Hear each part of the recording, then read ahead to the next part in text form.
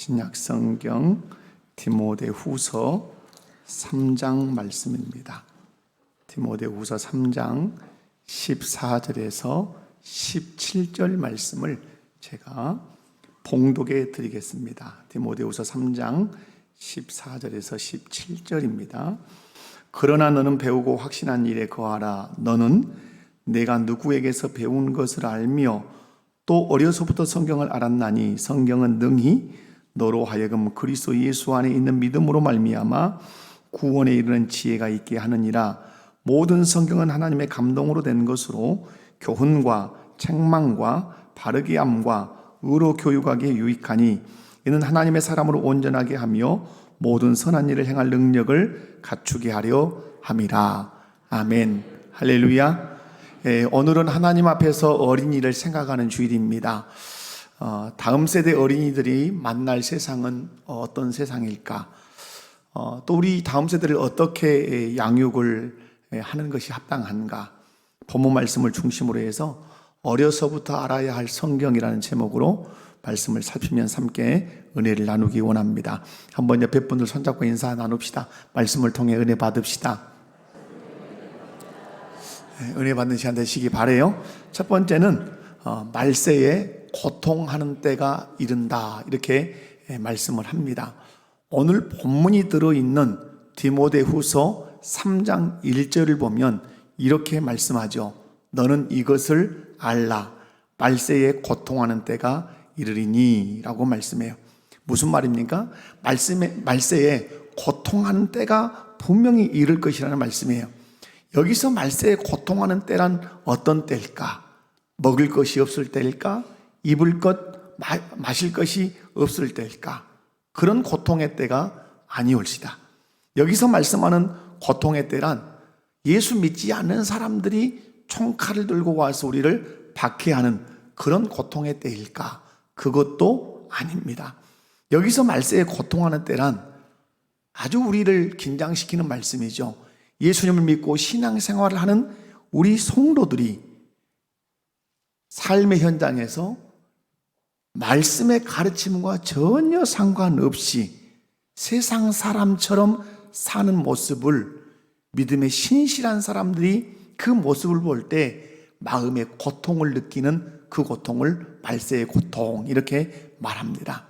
여러분, 다시 말해서 말세에 고통하는 때라는 말은 예수 그리스도를 믿는 우리가 하나님의 말씀의 가르침대로 살지 않고 세상 사람처럼, 아니 세상 사람보다 더 악한 모습으로 살아낼 때 그것을 보고 있는 신실한 사람들의 마음의 아픔, 마음의 고통을 지금 말씀하고 있어요. 이런 일들이 말세에 두드러지게 나타나게 될 것이라고 말씀을 합니다. 예수를 믿지만, 신앙생활은 하지만, 교회는 다니지만 말씀대로 살지 않는 사람들이 많아질 것을 말씀하죠. 그에 관한 말씀이 5절에 소개되어 있습니다. 5절 말씀 보면 경건의 모양은 있으나 경건의 능력을 부인한다, 이렇게 말씀해요. 여기서 눈여겨볼 말씀이 경건의 모양은 있으나 경건의 능력을 부인하는 자라는 말씀이에요. 경건의 모양이 있다는 말씀이 뭡니까? 바리새인을 생각하시면 좋아요. 경건의 모양이 있다. 예수님을 믿는다고 오늘 우리처럼 성경을 들고 와요. 그리고 예배에도 빠짐없이 드려요. 기도도 해요. 봉사도 해요. 성경을 읽기도 하고 성경을 공부하기도 해요. 그 열심을 인정받아서 교회에서 직분도 받아요. 이렇게 겉모습으로는 경건의 모양이 짱짱하게 있다, 이 말이에요. 근데 문제는 뭐죠? 경건의 능력을 거절한다는 거예요. 경건의 능력을 부인한다는 거예요. 다시 말해서 성경을 끼고 교회를 다니고 예배도 드리고 또 설교도 듣고 성경도 읽고 공부도 하지만 정작 성경 말씀대로 살지 않는다는 거예요. 그 결과 그 사람의 삶의 모습에서 예수 믿는 냄새라고는 조금도 나지 않아요. 이런 모습을 보고 있는 신실한 그리스도인들에게는 그것이 너무 고통스러운 거예요. 마치 이런 것과 같아요. 여러분이 자녀가 있는데 자녀가 부모님이 하시는 말씀대로 순종하고 살면 좋아요. 근데 동네에서 사고나 치고 학교에서 사고나 치면 그것을 보고 있는 엄마 아빠의 마음은 어떠죠? 매우 고통스럽죠. 그런 걸 말씀하는 거야. 그 예를 오늘 디모데후서 3장 2절에서 9절에 쭉 소개를 해요. 2절이 이렇게 시작하죠. 사람들이 누구를 사랑하며 자기를 사랑하며. 여기서 말씀하는 사람들이라고 할 때 이 사람들이 누굴까요? 세상 사람들일까요? 물론 포함도 될 수 있어요. 그러나 여러분, 결코 여기서 말하는 사람이 세상 사람이 아니라는 사실을 오늘 3장을 통해서 읽어 내려갈 수 있어요. 3장 4절 제일 끝자락을 보면 이렇게 기록돼요. 그들은 뭐라고? 3장 4절 끝에 보면 그들은 쾌락 사랑하기를 하나님 사랑하는 것보다 더한다. 이 말씀을 통해서 뭘 말하는 거죠? 그들은 누구를 사랑해야 될 사람이에요? 하나님을 사랑해야 할 사람이에요. 5절에 경건의 모양뿐만 아니라 경건의 무엇도 있어야 돼요? 경건의 능력도 있어야 돼요. 7절에 보면 그들은 진리를 항상 배우는 사람들이에요. 이 사람들이 누구예요? 여러분, 하나님을 사랑해야 할 사람, 경건의 모양뿐만 아니라 능력도 있어야 할 사람, 진리를 항상 배우는 이 사람이 교회 밖의 사람이에요? 교회 안에 있는 사람이에요? 교회 안에 있는 예수 믿는 성도라 이 말이죠. 이 사람들은 예수를 믿습니다. 교회를 다닙니다. 교회 안에서 열심도 있습니다. 직분도 받았습니다. 그러나 세상 사람들처럼 세상 사람들과 전혀 구분이 되지 않아요. 말하는 것도, 생각하는 것도, 행동하는 것도 세상에 내놓으면 이 사람이 예수 믿는 사람이라고 하는 그 흔적과 그 칼날을 조금도 찾아볼 수 없는 거야. 이것에 대해서 2절에서 9절 자세하게 기록을 해요. 이들의 가장 큰 특징이 뭐냐? 마땅히 사랑해야 할 하나님을 사랑하지 않아요. 아까 우리 봤잖아요. 쾌락 사랑하기를 누구 사랑하기보다 더한다. 하나님 사랑하기를 보다 더한다. 그리스도인은 누구를 사랑해야 합니까? 하나님을 최고로 사랑해야 돼요. 이것이 그리스도인의 마땅한 본분이에요. 그런데 오늘 2절부터 3장 2절부터 보면 이들이 하나님을 사랑하지 않고 다른 것들을 사랑해요. 2절 뭘 사랑하죠? 자기를 사랑해요. 그 다음에 뭘 사랑하죠? 돈을 사랑해요. 여러분, 가장 먼저 하나님을 사랑하지 않으면 가장 먼저 사랑하는 대상이 자기예요. 그 다음에 자기를 위해서 그 다음 사랑하는 게 뭐죠? 돈을 사랑해요. 그리고 그것을 자랑해요. 그리고 교만하고 비방하고 부모를 거역하고 감사하지 않고 거룩하지 않고 무정하고 원통함을 풀지 않고 모함하고 절제하지 못하고 사납고 선한 것을 좋아하지 않고 배신하고 조급하고 자만하고 쾌락을 사랑해요. 경건의 모양과 능력은 드러내지 못하고 심지어는 진리를 대적하는 삶을 살아요. 오늘 2절에서 9절까지 이 내용이 교회 밖에 있는 사람을 말하는 게 아니란 말이에요. 말세를 살아가고 있는 오늘을 사는 교회 안에 있는 그리스도인들을 향해서 하신 말씀이란 말이에요. 여러분, 이런 삶을 신실한 그리스도인이, 하나님과 주 예수 그리스도를 사랑하는 신실한 그리스도인이 이런 삶을 살고 있는, 함께 신앙생활하고 있는 그 교인을 볼 때 마음에 너무너무 고통스럽다고 하는 사실이에요. 이런 고통의 때가 오늘 성경은 말세라 말해요. 이런 고통의 때를 다음 세대가 만나게 될 것이고 지금 만나고 있다는 사실을 우리가 기억하셔야 돼요. 이게 말세에 고통하는 때예요. 우리의 모습을 살펴볼 수 있기 바라고 우리 주변의 성도들의 모습을 살펴보기를 바라요. 두 번째로, 그렇다면 이런 말세에 고통하는 때에 승리하는 비결이 뭐냐 하는 것이죠. 우리 주님은 바울 사도를 통해서 말세에 고통하는 때를 만나게 될 것이라고 분명히 말씀해요. 이미 우리는 이걸 경험하고 있어요. 성도들은 죄에 무너지고 있어요. 교회 공동체는 분쟁하고 분열하며 깨지고 있는 것을 여러 매체를 통해 들어요. 여러분이 교회가 아픔을 겪는 이야기를 뉴스를 통해서 들으면 정상적인 신실한 그리스도인이라면 마음에 어떤 마음이 들죠? 안타깝고 아파요. 그죠? 어느 교회의 문제가 사회 이슈가 돼가지고 뉴스에 이렇게 방영이 되면 그냥 내 마음이 아파요. 나는 그 교회를 다니지 않아요. 그런데 마음이 아픈 이유는 뭡니까? 함께 예수 그리스도를 믿는 사람이기 때문에 그런 거죠. 그게 심령의 고통을 느끼며 사는 우리의 모습이죠. 이런 때 가정과 교회는 다음 세대를 어떤 사람으로 양육해야 되는가 고민하지 않을 수 없지 않겠습니까? 답이 14절 말씀에 있어요. 14절을 한번 읽어볼까요? 시작. 그러나 너는 배우고 확신한 일에 거하라. 너는 내가 누구에게서 배운 것을 알며. 아멘. 여러분, 다음 세대를 어떤 사람으로 양육해야 될까? 14절에 어떤 사람을 양육해야 될까요? 배우고 확신한 일에 거하는 사람으로 양육해야 돼요. 한번 그런 의미로 한번 따라서 합시다. 배우고 확신한 일에 거하도록 양육하겠습니다. 아멘이십니까? 여러분, 바울 사도는 오늘 말씀, 이 배우고 확신한 일에 거하도록 양육하라는 이 말씀을 우리가 세 가지로 이렇게 나눠보면, 바울 사도는 먼저 디모데에게 배우라고 권면해요. 어떠라고 권면한다고요? 배우라. 여기서 바울이 디모데에게 배우라고 하는 것은 국어도 수학도 영어도 아니에요. 뭘 배우라는 거예요? 성경을 배우라는 거예요. 성경.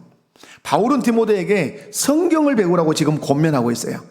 믿음의 가정들 안에, 그리고 우리 목포교회 안에, 아니 우리 교회뿐만 아니라 이 땅에 존재하는 모든 교회들 안에 자리 잡아야 할 중요한 풍토가 있어요. 그것이 성경을 배우라고 권면하는 문화예요. 성경을 함께 배우자고 권하고 배우는 그 문화가 가정 안에, 교회 안에 필요해요.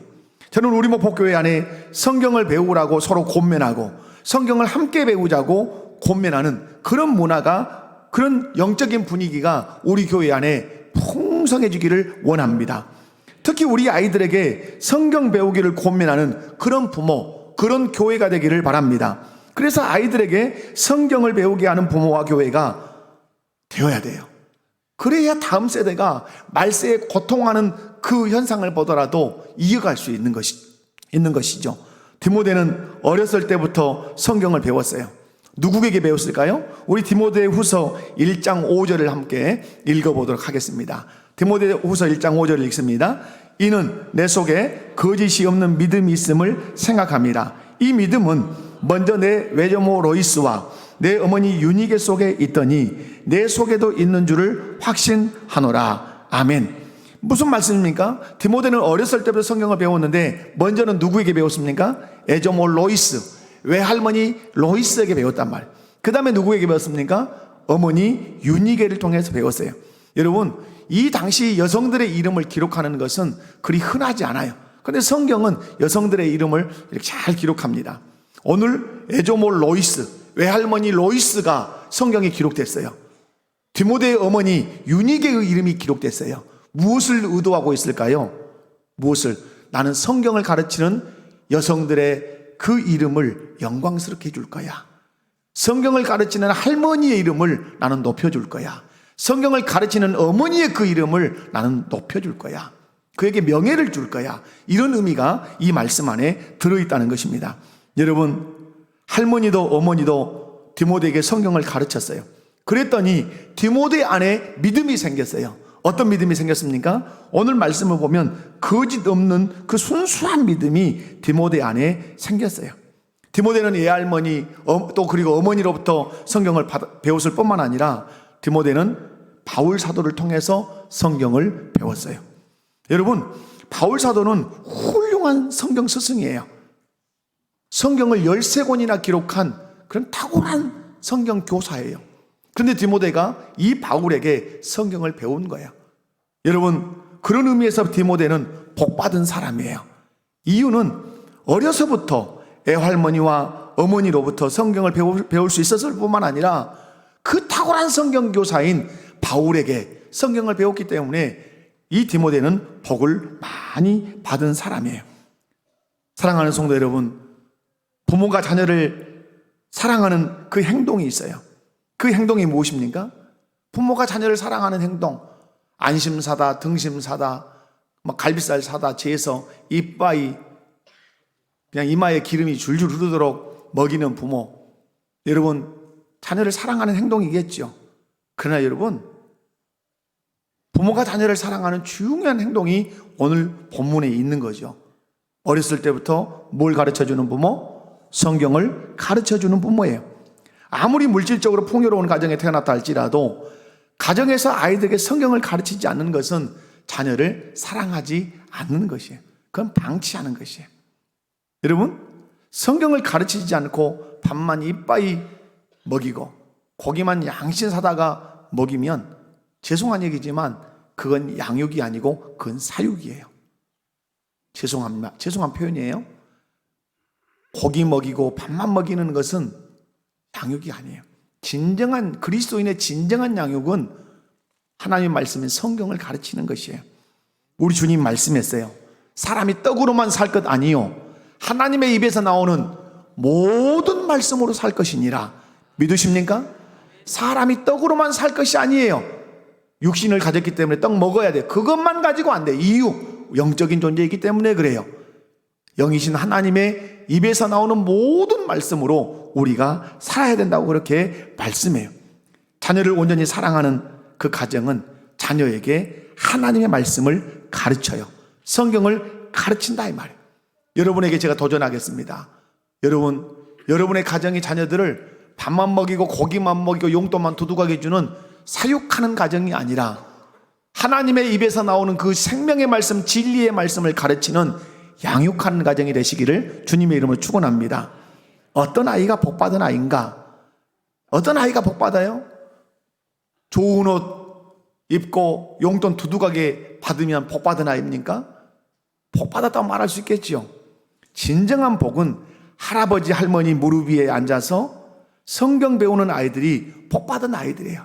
엄마 아빠를 통해서 진리의 말씀을 듣고 배우는 아이들이 복받은 아이들이에요. 여러분 찬송가 199장을 보면 나의 사랑하는 책, 그 찬송이 있어요.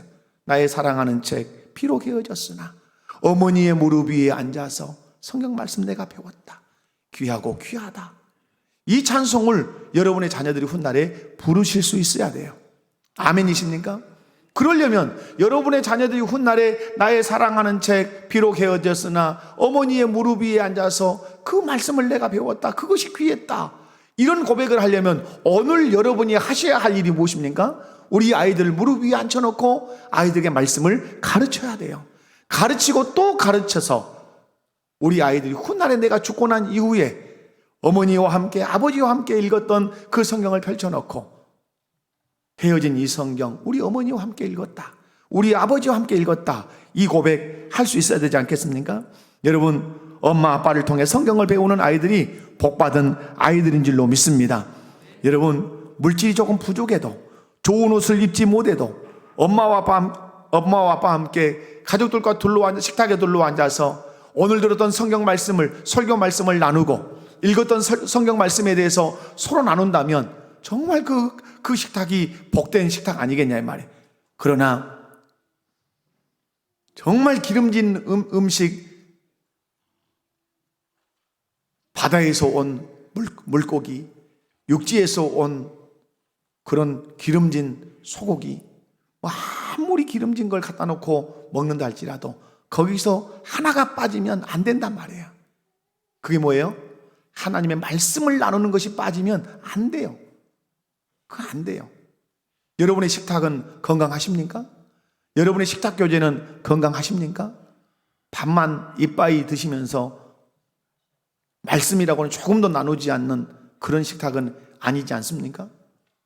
회복하시기 바랍니다. 육신을 위해서 밥도 먹지만 영을 위해서 말씀도 먹는 식탁이 되시기를 주님의 이름으로 축원합니다. 복받는 아이는 다른 게 아니에요. 용돈이 좀 부족할 수 있어요. 좋은 옷 입지 않을 수 있어요. 그러나 어머니와 아버지로부터 성경을 배우고 있다면 복받은 아이예요. 큰 복받은 아이예요. 뿐만 아니라 교회에서 선생님들을 통해서 성경을 아이들이 배우고 있다면 정말 복받은 아이들이에요. 저는 목사니까 목사님들 많이 만나지 않습니까? 지금 목사님들의 한탄이 무엇인 줄 아십니까? 아이들을 가르치고 싶어도, 아이들에게 성경과 교리를 가르치고 싶어도 아이들을 가르칠 아이들이 없다는 이 절체절명의 위기에 지금 놓여 있는 것입니다. 이것이 이 민족의 위기요? 그래요. 그러나 여러분 분명한 것은 성경은 위기가 없다 이 말이에요. 모든 것이 기회예요. 아멘이십니까? 여러분 아이를 낳지 않으면 누가 낳으면 돼요? 교회 안에 있는 우리가 낳으면 되는 거예요. 그런데 우리 교회 안에 있는 우리 젊은 세대들도 세속의 아주 찌들어서 성경은 거절해요. 그리고 내 육신의 생각으로 아이 양육을 생각해요. 늘 말씀드립니다. 콩 하나를 심어도 팥 하나를 심어도 화초 하나를 심어도 수고와 헌신 없이 그걸 자라게 할 수 없습니다. 하물며 하나님의 백성을 길러내는데 수고와 헌신이 없다? 거짓말입니다. 그런데 이 세상의 모든 언론들은 너무 수고한다, 너무 고생한다, 이런 식으로 몰아붙여서 아이 낳는 것을 아주 거절하게 합니다. 막입니다. 여러분, 거기 기담아도 들으시면 안 됩니다. 당연하다고 보셔야 합니다. 아이를 잉태하는 것부터 수고입니다. 그리고 낳아서 기르는 것, 헌신이 필요합니다. 그것 없이 어떻게 하나님의 언약 백성을 길러낼 수 있다고 말할 수 있겠습니까? 사랑하는 성도 여러분, 교회에서 선생님들 통해서 우리 아이들이 성경을 배운다면 복 받은 거예요. 그런데 우리 교회에는 그래도 아이들이 조금이라도 있지 않습니까? 그리고 교사들이 있지 않습니까? 좋은 교회는 무슨 교회예요? 아이들과 함께 줄넘기하고 축구하고 맛있는 거 먹고 뭐 이렇게 놀아주는 교회가 좋은 교회입니까? 아니에요. 저는 수없이 우리 사역자들에게 말해요. 그거 안 해도 된다. 아이들의 심령 속에 진리를 가르쳐라. 예수를 가르쳐라. 그래야 그 심령이 산다. 우리 교회 학교가 실패하는 이유가 뭔지 아십니까? 놀이 중심이니까 실패하는 거예요. 먹여주는 것 중심이니까 실패하는 거예요.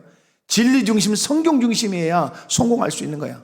우리 예수님께서 제자들 데리고 다니면서 줄넘기를 하셨습니까? 축구를 하셨습니까? 뭐 수영을 하고 다니셨습니까? 하실 수만 있으면 앉는 자리에서, 걷는 자리에서, 뭐 하는 자리에서 진리의 말씀을 가르치지 않으셨습니까? 그래서 제자들이 복됐고 이스라엘 백성이 복이 된 것입니다. 사랑하는 성도 여러분, 누가 자녀를 사랑하는 부모입니까? 아이들을 무릎에 앉혀놓고 성경을 가르치는 부모인 줄로 믿습니다.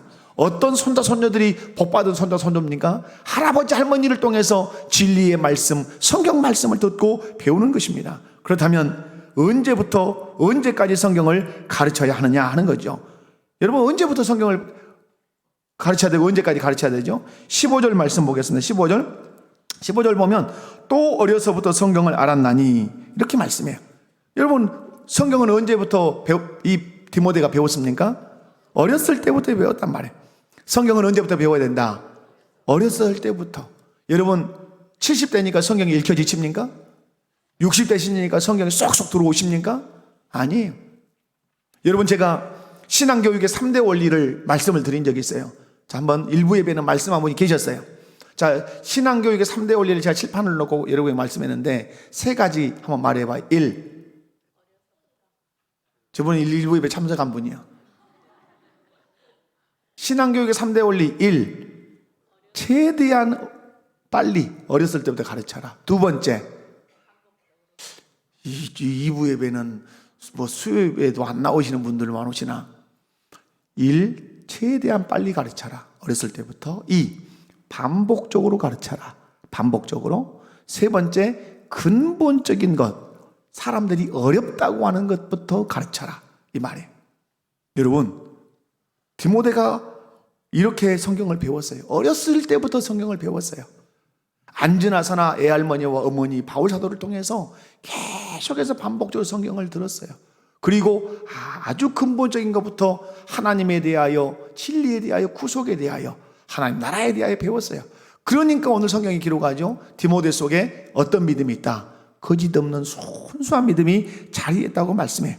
성경은 언제부터 가르쳐야 된다? 어렸을 때부터. 자, 한번 옆에 분을 손잡고 인사합시다. 내일 아닌 것처럼 눈을 까는 건 안 돼요. 자, 어렸을 때부터 성경을 가르치겠습니다.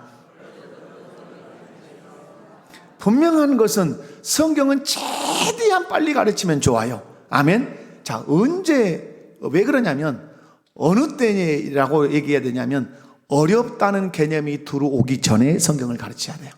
어떤 개념이 오기 전에? 어렵다는 개념이 들어오기 전에 교리를 가르쳐야 돼요. 여러분이 무소부재, 편지하시는 하나님, 공유적 속성, 비공유적 속성, 뭐 이러면 여러분, 아이고 어렵다 이런 마음이 들지요. 그런데 유치부는 이런 말을 하면 선생님 어려워요 이런 말 할까요? 하지 않을까요? 유치부는 그런 말이 없어요. 어려워요 이런 말이 없다 이 말이에요. 그냥 배우게 돼 있어요. 그러므로 신앙교육의 근본적인 것들은 아이들이 어렵다는 개념을 갖기 전부터 가르쳐야 돼요. 그러면 잘 배워요. 여러분이 성경 공부한다면 토끼는 이유가 뭔지 아십니까? 어렵다는 개념이 충만해요. 공부는 어려운 거야. 그것을 초등학교 1학년 때부터 대학을 졸업할 때까지 충만하게 공부는 지루하고 공부는 어렵고 공부는 따분한 거야. 이게 무장이 돼 있어. 그러니까 교회에 와도 교회에서도 공부시킨다냐? 그러면 토끼는 거야. 그러시면 안 돼요. 여러분, 우리 아이들의 성경은 언제 가르쳐야 된다? 어렸을 때부터. 태교, 임신했을 때부터 성경을 읽기 시작해야 돼요. 여러분, 그렇다면 언제까지 성경을 가르쳐야 될까요? 언제까지? 여러분, 오늘 말씀 보면 그렇게 말씀하죠? 오늘 말씀 14절 보면, 그러나 너는 배우고 확신한 일에 거해라. 언제까지 성경을 가르치라고요? 확신한 일에 거할 때까지 가르쳐야 돼요. 확신한다는 말은 흔들림이 없다는 말이에요. 누가 겁박을 해도 포기하잖아요. 누가 해유를 해도 속지 않아요. 그리고 진리의 말씀인 성경을 배웠을 뿐만 아니라 다 확신해요. 나는 삼위일체 하나님을 믿는다. 성경은 진리다. 예수 그리스도를 통해서만 내 죄사함을 받고 의롭다함을 입는다. 내 눈에 보이지 않는 하나님은 영원히 존재하고 있다. 이런 진리들을 다 확신한단 말이에요. 어떤 세상의 유혹의 바람이 불어도 흔들리지 않아요. 예수님의 존재에 대한 확신, 예수님의 사역에 대한 확신, 성경의 진리라는 이 확신에 흔들리지 않을 때까지 가르쳐야 돼요. 그럼 언제까지 배워야 돼요? 언제까지? 죽을 때까지. 왜? 우리는 늘 흔들리는 마음이 있어요. 언제까지 배워야 된다고요? 자, 옆에 분 손잡고 인사해봐요. 죽을 때까지 성경 배웁시다. 아이고, 공부는 교회만 한 줄 알았더니 죽을 때. 자, 따라서 합시다. 예수 믿는 것은 공부하는 것이다. 이유가 뭐예요? 하나님이 성경을 뭘로 줬어요? 책으로 줬어요. 문자로 줬어요. 글로 줬어요. 그러므로 예수 믿는 사람들은 성경을 공부하셔야 돼요. 아멘? 아멘. 자, 여러분, 그러면 배우되 확신할 때까지 배웠어요. 그러면 확신할 때까지 배운 것으로 끝나면 될까요? 아니에요. 오늘 말씀 보면 배워서 확신했다면 어떻게 해라? 오늘 14절에 너는 배우고 확신한 일에 어떻게 하라? 거하라. 거하라는 말은 언어적인 의미로 살피면 그 말씀을 쫓아가라 이런 뜻이에요. 아브라함의 말씀을 쫓아갔던 것처럼, 그리고 예수님의 제자들이 말씀을 따라 살았던 것처럼 그 말씀을 배우고 그 말씀이 진리라고 확신이 되었다면 확신하는 것으로 끝나지 말고 그 말씀을 삶의 원리로 삼고 따라 살아라 이 말이에요. 누가 말씀을 따라서 살까요? 성경 말씀을 배우고 이 말씀이 무엇이라고 확신한 사람, 진리라고 확신한 사람은 이 말씀을 따라 살아요. 제가 내비게이션을 이렇게 움직여 보니까 제가 한 골탕을 2번 제대로 먹은 적이 있어요. 와, 이게 나를 놀리구나. 그러면 이 내비게이션을 제가 신뢰할까요? 신뢰하지 않을까요? 신뢰 안 해요. 왜? 확신을 주지 않았기 때문에. 여러분이 말씀에 순종하며 살지 않은 이유는 다른 데 있잖아요. 확신하지 않기 때문에 안 사는 거예요. 확신하지 않기 때문에 순종하지 않는 거예요. 이것이 진리라고 확신이 딱 들면 여러분은 반드시 그 말씀을 따라 살게 되어 있어요. 우리 자녀들 언제까지 말씀을 가르쳐야 돼요? 말씀 확신해서 그 말씀을 진리로 알고 그 말씀 따라 살 때까지 우리가 그 말씀을 가르쳐야 될 줄로 믿습니다. 여러분, 성경은 마지막에 항상 삶이에요.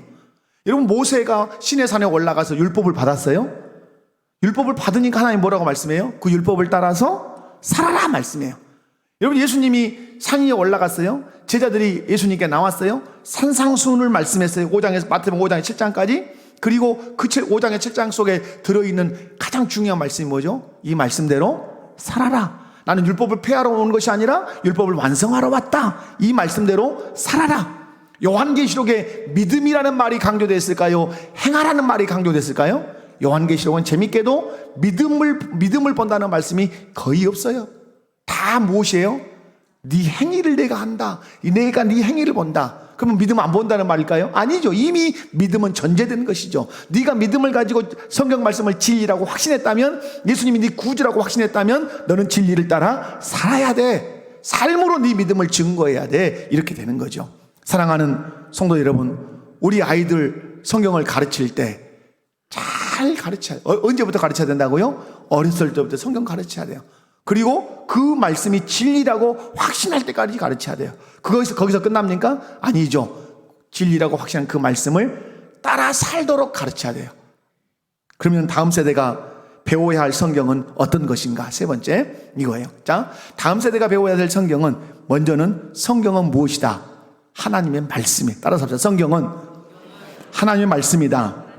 여러분 디모데후서 3장 16절 읽어봐요. 시작.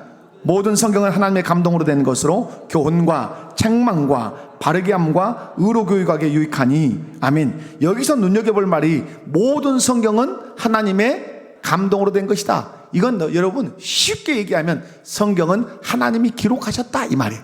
하나님이 기록하셨으니까 성경은 누구 말씀일까요? 하나님의 말씀이에요. 여기서 성경을 말할 때 수식어가 있어요. 모든 성경이라는 말은 우리 입장에서는 구약뿐만 아니라 신약까지, 신약뿐만 아니라 구약까지 모두 누구의 말씀이다? 하나님의 말씀이다. 자, 제가 여러분에게 신앙 고백적 의미로 질문하겠습니다. 구약이 하나님의 말씀인 줄 믿으십니까? 신약이 하나님의 말씀인 줄로 믿으십니까? 여러분, 하나님의 말씀이에요. 그러므로 아이들이 이 성경을 바라볼 때 애들이 고백해야 돼요. 뭐냐? 성경을 내밀면서 아이들에게 이게 뭐냐? 라고 하면 책! 그러면 어때요? 실패하는 거죠. 하나님의 말씀입니다. 이렇게 고백해야 돼요. 여러분의 손자 손녀가, 여러분의 아들 딸이 성경을 딱 내놓으면 성경책 이렇게 고백하는 것을 뛰어넘어서 성경책 그렇게 고백하면 그럼 성경책은 뭐야? 라고 물으면 하나님의 말씀입니다. 내가 순종해야 될 하나님의 말씀입니다 라고 고백하도록 가르치셔야 돼요. 아멘. 두 번째로는 성경에는 구원에 이르는 지혜가 있다고 말씀해요. 여러분 가장 지혜로운 사람이 누구죠? 구원의 원리를 아는 사람이에요. 어떻게 구원받는 줄을 아는 사람이 가장 지혜로운 사람이에요. 학력을 가지고 물질을 가지고 명예를 가졌어도 자기 자신의 영혼이 어떻게 구원받는 줄을 모르면 그 사람은 어리석은 사람이에요. 부자와 나사로에 비유해서 부자가 어리석은 부자이은 이유가 뭡니까? 물질이 없어서? 명예가 없어서? 아니에요. 그 부자가 어리석은 이유는 천국 가는 그 원리를 비결을 알지 못했기 때문에 어리석은 거예요. 왜 나사로가 지혜로운 사람입니까? 천국 가는 원리를 그가 알았기 때문에 그러는 거예요. 여러분 어떻게 제사함을 받아 구원을 받을 수 있습니까? 한번 질문할게요. 어떻게 여러분은 제사함을 받으십니까? 웅얼웅얼 힘있게 하십시다. 어떻게 제사함 받습니까? 예수 그리스도가 나의 죄를 위하여 십자가에서 피 흘려 죽으심을 믿음으로 제사함 받습니다. 어떻게 의롭다함을 입으십니까? 나를 의롭다 하시기 위해서 3일 만에 부활하셨기에 내가 의롭다함을 입습니다. 그래서 영생 얻고 하나님의 자녀가 되는 것입니다. 이것을 아는 사람이 지혜자입니다. 아멘. 이 사실을 우리 아이들이 알아야 돼요. 여러분 성경을 주신 기본 목적이 무엇입니까? 요한복음 5장 39절입니다. 요한복음 5장 39절 씩씩하게 한번 읽습니다. 시작. 너희가 성경에서 영생을 얻는 줄 생각하고 성경을 연구하거니와 이 성경이 곧 내게 대하여 증언하는 것이니라. 아멘. 성경을 주신 목적이 뭐예요? 성경에서 예수 믿고 영생 얻어라. 아멘. 네가 성경을 읽다가 여기서 누구 만나서 예수 만나서 예수께서 주시는 영생 얻어라. 아멘. 그러므로 여러분 성경을 읽을 때 여러분이 누구 만나셔야 돼요? 예수님 만나셔야 돼요. 그러므로 가장 바른 성경 읽기, 가장 바른 성경 공부가 무엇이냐 제가 여러분에게 말씀을 드린 적이 있어요. 그것은 바른 성경 읽기, 가장 바른 성경 공부는 거기서 예수님 만나게 하는 거예요. 아무리 성경의 역사와 성경의 지리와 성경의 문화와 성경의 전쟁사를 아무리 말한다 할지라도 거기서 예수님을 만나지 못하면 그 성경 읽기는 빵이요. 그 성경 공부는 꽝이요. 의미 없는 거예요. 그런 걸 몰라도 성경을 통해서 예수 그리스도께서 나의 죄를 위하여 피 흘려 죽으시고 나를 의롭다 하시기 위해서 3일 만에 살아나셨다. 그 예수님을 믿으면 제사함 받고 영생 얻어 하나님의 자녀가 된다. 그리고 말씀 속에 내 삶의 모든 원리가 들어있다. 이 고백을 하면 성공한 성경 읽기요, 성경한 성경 공부예요. 여기서 눈여겨볼 문장이 있죠. 성경은 능히 너로 하여금. 여기서 능히라는 말이에요. 넉넉하다, 부족함이 없다. 성경의 능력을 말하는 거예요. 성경은 능히 너로 하여금 선한 일을 행하게 하고 하나님의 자녀가 되게 하고 구원받게 하는데 조금이라도 부족함이 있다 없다? 단 조금도 부족함이 없어요. 이것을 신학에서는 성경의 충족성이에요. 우리를 구원하는데 이 성경에 조금이라도 부족함이 없을 만큼 충분하다. 그래서 성경의 충족성이에요. 그러므로 구원을 얻기 위해서 다른 것을 찾아다니는 것은 바라감지하잖아요. 오직 성경을 통해서 누구 만나고 예수님 만나고 그 예수님을 믿으면 여러분이 죄사함을 받아 영생 얻고 하나님의 자녀가 된다는 사실을 믿으시기 바라요. 우리 다음 세대가 그래서 무엇을 사랑해야 돼요? 성경을 사랑해야 돼요. 누구의 말씀으로 사랑해야 돼요? 하나님의 말씀으로 사랑해야 돼요. 이 속에 무엇이 있다는 사실을, 구원의 지혜가 있다는 사실을 믿고 이 성경을 사랑해야 돼요. 사랑하는 성도 여러분, 예수님 믿으면 구원받습니다. 그 사실이 이 성경 속에 기록이 되어 있습니다. 세 번째는 성경은 구원받은 자답게 살도록 역사합니다. 어떻게 역사할까요? 오늘 본문 말씀을 보면 성경이 일하는 놀라운 원리들을 설명을 하지요. 어떻게 말하는가 보십시다. 16절이죠. 모든 성경은 하나님의 감동으로 된 것으로, 그 다음 뭐죠? 자, 성경은 우리가 구원받은 자답게 살도록 일합니다. 교훈합니다. 교훈한다는 말은 교사가 학생에게 가르치는 행위예요. 그런데 특별히 나아갈 방향을 가르쳐줘요. 교훈한다는 말은 뭐라고요? 나아갈 방향. 네가 믿음의 사람으로서 어디를 향해서 나아가야 할지를 그 방향을 가르쳐줘요. 그게 구원에 이르게 해요. 그 방향을 따라가면 어디에 이른다고요? 구원의 그 지혜를 갖게 된단 말이에요. 두 번째로는 책망이에요. 책망이라는 말은 죄를 지은 사람들을 질책한다는 말이에요. 교훈은 나아가야 할 방향을 제시한다면 책망은 그 나아가야 할 방향에서 어긋나갔을 때, 일탈했을 때 그걸 지적하는 거예요. 그렇게 되면 안 돼, 들어와, 이 말이에요. 세 번째는 바르게 함이죠. 바르게 한다는 말은 자빠진 것을 그렇게 세우는 거예요. 일탈한 상태에 있었던 이 사람을 교정해 주는 거예요. 어디로? 복음의 길로 다시 돌아오도록. 이게 바르게 함, 이게 굽어진 것을 펴는 것이에요. 넘어진 것을 일으켜 세워주는 것이 바르게 함이에요. 네 번째, 의로 교육함. 여기 교육이잖아요. 훈련과 양육해요. 복음의 길에 다시 돌아온 그 사람에게 하나님의 사람으로 세워질 때까지 지속적으로 훈련하고 양육하는 것이에요. 이것이 성경의 기능이에요. 구원에 이르게 할 뿐만 아니라 구원받은 사람으로서 살게 해요. 그래서 오늘 디모데후서 3장은 뭘 말하죠? 우리에게 성경은 구원에 이르는 지혜가 있게 한다. 하나의 큰 기능이죠. 또 하나는 뭐죠? 구원받은 사람으로서 살게 하는 그 원리가 이 속에 들었다. 여러분, 우리 아이들이 성경을 통해서 하나님의 사람으로 온전하게 세워질 수 있기를 원합니다. 모든 선한 일을 할 수 있는 능력을 갖출 수 있기 원합니다.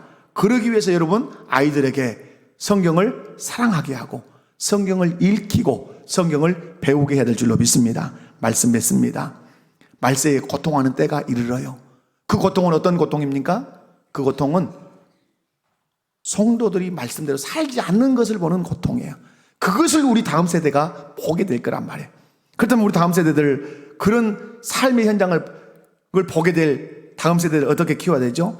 하나님의 감동으로 된 신구약 성경을 통해서 먼저 구원의 지혜를 얻게 하고, 그리고 교훈과 책망과 바르게 함과 의로 교육을 잘 받아서 예수 그리스도를 닮은 온전한 사람이 될 뿐만 아니라 모든 선한 일을 행할 능력을 갖추어서 구원받는 것에 만족하는 것이 아니라 구원받은 자로 살아서 하나님을 기쁘시게 하는 사람으로 우리가 양육해내야 될 줄로 믿습니다. 다 같이 자리에서 일어나십시다. 내가 만민 중에 오 주께 감사하며 주님을 찬양하리 열방 중에서